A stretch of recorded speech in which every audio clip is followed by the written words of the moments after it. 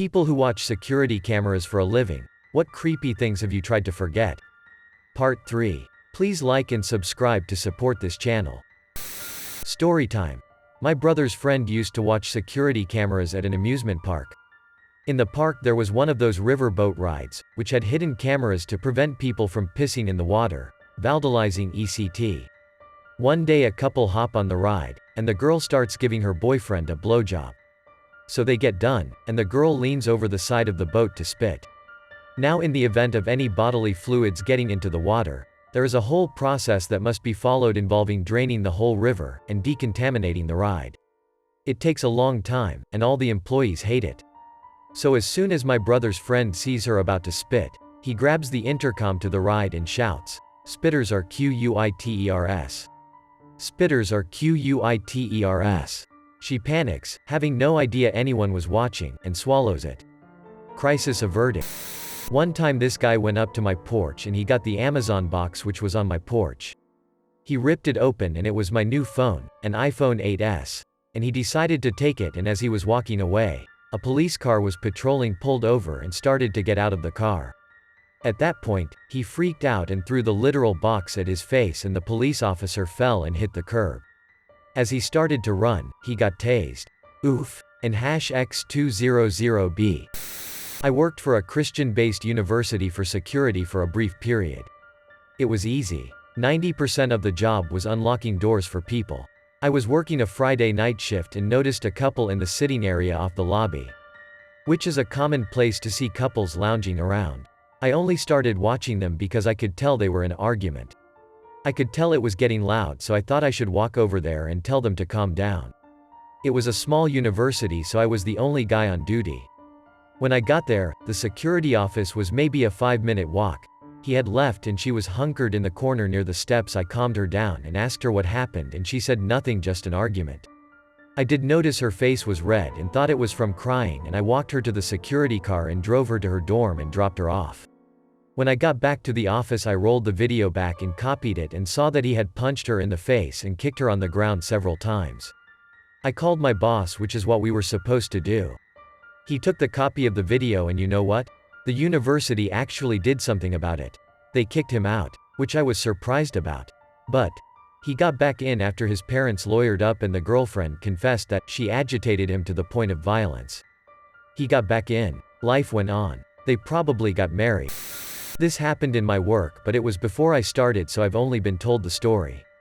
I work for a company that provides security guards to different business and also monitors their security cameras. One night one of our guys was watching the security cameras when he noticed somebody in black with their hood up sneaking onto site. He tried to contact the guard to inform him of a single intruder on site, but he couldn't get a hold of him.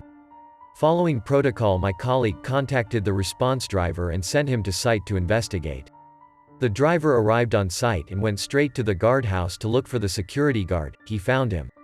The guard was found holding the intruder over a bench and was fucking him in the ass, and the intruder seemed to be really enjoying himself. Needless to say, I think the guard preferred being intruder that night. A pool at what seemed like a nice apartment complex on a hot summer day. Families and small children having a nice time playing and relaxing.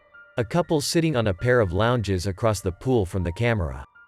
The woman was talking on the phone. They were a couple and the man looked impatient but not very significant. And then the man just stood up and shot her several times. She tried to get up and he shot her in the head and she fell forward onto the ground. I've seen a lot of terrible videos, but this was the worst. Everyone froze. There was nothing they could do. One little girl next to the front of the camera was holding her breath underwater while the event happened. When she came up, she looked at her mom, who was frozen in fear. I don't think she knew what happened, but she knew something was wrong. The shooter was wearing a shirt that said, "Sun's out, guns out." I wonder to this day if he did that on purpose. Just as casually as he shot her, he walked across the pool towards the security camera and left. They found him hiding in a different state and arrested him a while later. The girl died in the hospital. I've seen a lot of very violent occurrences and aftermaths, but this is the one I always think back to. I don't watch cameras for a living, but I feel like this applies. Several years ago we had a storm come through my city. Somehow during the storm one of our windows on the first floor was shattered. a couple of the other employees, and I decided to look at the security feeds to see exactly how it happened. On the recording we can see a cleaning lady come into the office where the broken window was, however it was still intact. So we watched for a bit. She cleaned the windows, dusted the desk and vacuumed. The window was still intact. Several minutes later a male comes in and they start marking out a bit. Things get hot and heavy and they doing the damn thing on the desk, chair, floor, and everywhere. You can imagine. They finish their dance of love and leave. The window is still intact. We watched for the shattered glass and found that some piece of debris from the storm hit it and broke it. Which is what we figured in the first place. The storm narked on that couple for banging in the boss's office. At my workplace, public library, all employees have access to the security cameras. There's so few of us that we have to operate that way. Last summer, there was an incident where a frantic patron came up to me at the front desk and told me that a man was whacking it in the nonfiction section. Naturally, I told my director, who chased the guy out. We pulled up the security camera so we could grab his picture and send it to the rest of the staff as a warning that he was a degenerate. The footage showed him sitting in a chair in the nonfiction section, staring straight ahead at a bookshelf and just going to town on his dong. If you only saw him from the shoulders up, you wouldn't suspect a thing. I thought it was super creepy how robotic he looked while getting off in public. Not security, but this was out my window. I was just hanging out, I was all alone at home, and heard 7 gunshots. Without thinking how dangerous it was, I looked out the window. What I saw was a man bleeding severely from his chest, screaming in agony, and leaning on a nearby white car. That shit was scary, considering I was only 11. For those of you wondering, the car was taken off the block, and the police arrived within 2 minutes, but 2 minutes wasn't enough. Still don't know if they caught him, but I'm out of that neighborhood now. I used to work overnight in a 24-hour coffee shop. Most of the time nothing interesting happened besides the time a car crashed into a light pole outside. However, I did see something I can't explain on one of the security cameras. One side of the building faces towards the highway, town. The other 2 are up against other buildings. In the back, however, is probably a good 50 miles of untouched forest. One night I heard noises coming from the back door. I went to the back room to look at the security cameras and discovered a small herd of deer were hanging around back there. A customer came in a few minutes later and I went to serve him. When I came back later, the deer were still there. Then, to my surprise, out from the woods came a mountain lion. It leapt on one of the deer and, well, you get the rest. Since the back room was connected to the back door, I got to hear everything as well as see it. The following morning I had to go out and clean up the remains. I found a new job a few months later, but I can still see that night in my head. It could have been nothing, but it's definitely something that's given me an uneasy feeling whenever I think about it. We do temporary cameras for sites while they're in construction, and this particular camera was set up parallel to the perimeter so you could also see the footpath and up the road a bit. So this one night a few months ago at about 11 p.m., I see a woman, probably 20s to 30s, walking down the footpath. It's obvious she's just walking home from work or something and isn't trying to breach the site, so I go to close it when I notice she keeps looking back at something as she's walking. I give it a few more seconds and then there's a silhouette of what looks like a man wearing a hoodie crossing the road to the side of the footpath she's walking down. She then starts to speed up and jogs past the camera out of view, while the guy behind her starts to run the same direction after her until he's out of view as well. After a few minutes of debate, I called the police to hopefully get someone to even just drive by and check it out, but we never heard back about it. Not sure if that's a good thing or a bad thing. I used to work 7 p.m. to 7 a.m. and around 3 or 4 a.m. I would start seeing things from isolation and lack of sleep. There were many times I jumped to the cameras to see if what I was seeing was real or not. I often thought I saw people watching me and jump off the parking garage next door, but it was never real, so I stopped worrying about it. Until one night I see someone watching me and think nothing of it. Until I go to do a patrol and it turns out that person is real and has been staring at me for 20 minutes. At that point I just ran back inside and decided I was done my patrols for the night. We had a little cottage about 2 hours from home when I was younger. This was before DVRs and Wi-Fi. The property was 27 acres. 3 acres was high and dry. There was our nice cottage, a 2-car garage with an apartment above, and a dilapidated house off to the one side being overtaken by the forest. The rest was very low and almost always kind of like wetlands. There was a big pond with a deep channel leading to the St. Joseph River. We had a small pier in the pond and our property surrounded the pond, so no one else should have had access. We used to go up there every other weekend to pick berries, go fishing, or whatever. My dad kept noticing that something was wrong down by the pier. I was just a kid, so I never paid attention, but almost every time we'd go down, he'd tell me to run back up to the house to check if we locked the door. This was about a 5-minute climb uphill and back. Fast forward to a couple years after my father died. I was cleaning out some old boxes and I found some VHS tapes marked, Michigan Farm. That's what we called the place even though it wasn't a farm. They had a Michigan State Police stamp on them.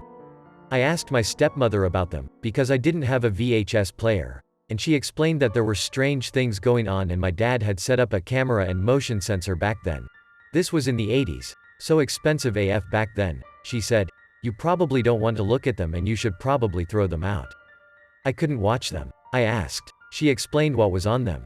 I watched anyway. I shouldn't have. I popped in the first tape and it's a view of our pier, the open boathouse, like a carport, no sides, and our pontoon boat. The screen flickers a lot because of birds and shit setting off the motion sensor, but eventually, you see a man dragging a body. The body is alive, but pretty limp.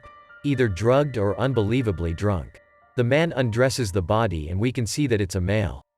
Probably about 20 to 25 years old. The man gives the drugged guy a BJ, flips him over the railing of our boat, and then rapes him. The drugged guy is obviously in pain and trying to fight back but can't. When the man is done, he punches the young guy in the back of the head 5 or 6 times. He drags the younger guy off the boat and then pushes him into the water. He holds the guy by the hair and dunks him several times. He pulls the younger guy halfway up onto the pier. He looks dead. The older guy then fingers the younger guy's butt in and out of the water. I assume he's trying to wash away his semen. He walks off camera. He comes back and drinks a couple beers. The younger guy moves. The older guy helps him up, walks him off camera naked. They head toward our cottage, which is up a really steep hill. The end of tape 1. There are 7 tapes. According to my stepmom, my father had asked one of the neighbors to check on the place, I remember this, and change out tapes every whenever. I had no idea about this recording system. Anyway, each tape includes very similar behavior by the same older man. However, his victims are very different. I didn't watch them all at length, but I sped through to see if any of the victims were the same. Nope. 7 different victims, all ranging in age from probably 10 or 12 up to maybe 30. And there were males and females. After watching and almost vomiting, I called stepmom. She didn't want to talk about it, but she said she never heard of anyone being arrested or anything. I called the Michigan State Police and explained that I had evidence videos with their stamp and a number. I gave them the numbers on the tapes. I got a call back about an hour later. They asked me for my contact information and I asked about the case. They basically said it's still an open case, but they really had nothing to go on and no new evidence since the mid to late 90s. The video wasn't super clear and they think the perpetrator was probably a migrant farm worker. This area is crawling with migrant farm workers in the summer. That's when these events took place for us. They mentioned that they'd had reports of suspicious behavior that was noted in this file and could be similar, but wasn't confirmed. He said one report was 2 guys having sex down by a creek on the edge of his farm.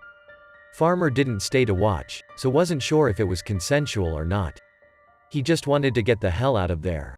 Again, this was late 80s and some reports in the early 90s, so anything gay was weird, and most people turned the other way as fast as possible. Especially old farmers. Anyway, those other reports were in the summer as well. I tried looking it up in Michigan. The town was called Sodus. Can't find anything. If you can hunt down anything, I'd love an update. The property was on River Road. It was near a cherry orchard owned by a guy named Andre, last name. He was down the road from us. The manager of Tabor Resort made a complaint about it in the 80s too. The resort was just up the road from us. Can't remember his name. Anyway, seeing some old perv rape a half-conscious guy was disturbing, but seeing him do that to a little boy and a little girl is what still haunts me. That's what I can't unsee. And by the way, the Michigan State Police called the next day and asked me to give the tapes to my local police department. They even came and picked them up. 2 incidents. First was having pull video of a student who collapsed at school and watching the nurse, security officer, and an assistant principal give CPR to the students. I don't remember how long they worked on him till paramedics arrived, but thanks to them, he survived. Second was worse. A police officer was killed in the parking lot of a annex courthouse right across from my job. Apparently, they only installed cameras on the interior of the building and none outside. Our building is the only one in the immediate area of incident that had an exterior camera. Had 3 different departments, all loaded for bear, coming to me for video. We finally got them all to agree on one liaison, so I wasn't having hovering officers with rifles over my shoulder throughout the day. Long story short, the suspect killed himself after a day or 2 after killing the officer. Ooh, relevant. I actually do watch security cameras for a living, for a high-rise in big ol' city. Here's the creepiest thing. 1 floor in my building. Every Halloween like a dozen of the folks in the company that work there do a big group Halloween costume. 1 year it was presidents. 1 year it was different characters from the same TV show. So the Halloween, I'm watching the cameras, not really thinking about Halloween. I glance at the elevator cameras to see an elevator door open, and a dozen women all dressed like the Grudge Ghost enter the elevator at once. It spooked me for a second. TBH, the creepiest real thing you ever see are unsettling looking people carrying around lengths of chains or pipes or other unidentified weapons, and swinging them around while screaming maniacally. Happens every so often overnight. Mental health care for the homeless is pretty much non-existent. Very frequently we see drunk people leaving nearby bars at night and stopping to piss on the side of the building. Infrequently couples will stop for a BJ or a quickie. Crazy people will get naked once or twice a year. The absolute worst thing I've ever had to see was a guy walking around a small, somewhat inaccessible outdoor area suddenly turn around, drop his pants, and begin shitting with such an insane quickness that the image of this man's poop leaving his butthole will forever be ingrained in my memory. I hate it so much. Sitting in an ops center in the Mid-East, we watched a pair of individuals dig a big ass hole into the shoulder of the road at 3 a.m. We could only watch because we had to give benefit of the doubt. They could be doing irrigation at 3 a.m.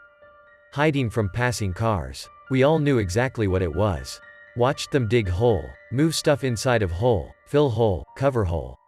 Watched it all through a thermal eye in the sky, but couldn't do a damn thing because row was at its shittiest point. We let the local mill know where to find it, and they said they'd check it out the next day. As the sun came up, I watched as people went about their lives walking over this couple 100-pound bomb. Mothers walking kids to school, to mosque, whatever. Farmers hauling their produce. Local mills found it all right. It turned their truck into a crater. Thankfully I wasn't on shift to see that bit. I used to work a security job. I worked a few shifts at the hospital where I knew a few of the guards. My friend then asks if I want to see some events from the week. The first video we watched was a guy walking in with a stab wound to the neck as well as a few body stabs. Blood was gushing everywhere as he stumbled into emergency. He was holding his neck, but I have no idea how he made it in. He followed that by showing me a woman in psych just furiously masturbating while a guard had his back to her door. She then shit on the floor, picked it up and threw it against the glass of the door. We watched a few more, but those two stuck with me. I then went on my rounds and found a heroin stash with a bunch of clean needles and Narcan by the hospital parking lot. It was an eventful day. I don't watch security cameras for a living, but one time I worked at Walgreens and had my coworkers tell me to look at the security camera. It was close to Halloween and this dude walked in. He seemed normal, maybe a little odd, and he was wearing mostly black clothes. He bought a mask and some other things and I checked him out. However, on the camera, while he was walking around he walked by the pharmacy. The pharmacy has this camera where it also shows what it's looking at, for safety and security. This dude put the mask on and just stared at the camera. Not moving for a solid minute before just walking away. Watching that video with him staring at me was too creepy, especially since I was the one that checked him out. This was around 1997. In college, was a traffic reporter in a largish city. I worked in a studio with live video feeds from our cameras all over the city region. One Monday afternoon another reporter came running in and yelled, "Turn camera number 7 to the underpass by big football stadium." A man and woman were going at it big time over the hood of his truck. After about 7 minutes, they took a break, and he got sandwiches and beer out of a cooler in the back. After snacking, they went at it again. And #X200B. After about a half hour one of us suddenly remembered that one of our TV affiliates had started linking the video feeds on their website. Worked security in one of the larger financial buildings in downtown Toronto a number of years back as a control room operator. The complex has hundreds of cameras monitoring the inside and outside of this building, and I spent most of my 12-hour day and night shifts just people watching. It is honestly pretty amazing what people do when they don't think they are being watched. A lot of parking lot sex on weekends, for example. During a night shift, I have witnessed someone walk through the path system, underground tunnel system connecting many Toronto buildings, covered in blood with an eye popped out. Someone eating their own toenails, some following others while discreetly touching themselves, etc.